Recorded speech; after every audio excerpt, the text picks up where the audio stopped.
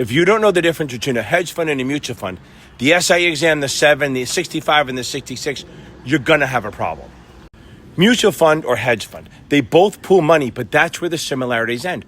One's built for the masses, the other one's for millionaires who like to dance with risk. Let's go over the basics. Mutual fund, publicly offered, registered with the SEC under the Investment Company Act of 40, sold via prospectus, suitable for the average investor. It's open to retail investors with low minimums like $500 or $1,000.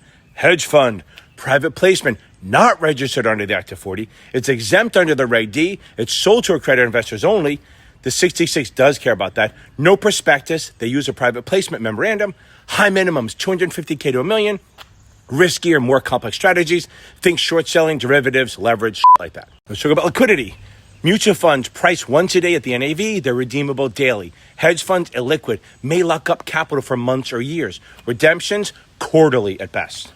Let's talk about the fees. Mutual funds, very simple. Usually a management fee, 1% or less, and a 12B1 fee, which is a marketing and advertising fee. However, hedge funds, 2 and 20, 2% of the management, 20% of the profits. Yes, they take 20% of the money they make for you. Pretty tough. So with the regs, mutual funds are supervised, scrutinized, must register with the SEC. They follow diversification, liquidity, and transparency rules under the 40 Act. Hedge funds, none of that.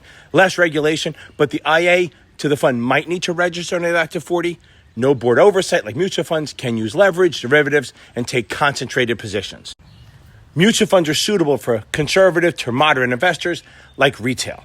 Hedge funds suitable only for sophisticated or accredited investors with a high net worth and a high risk tolerance.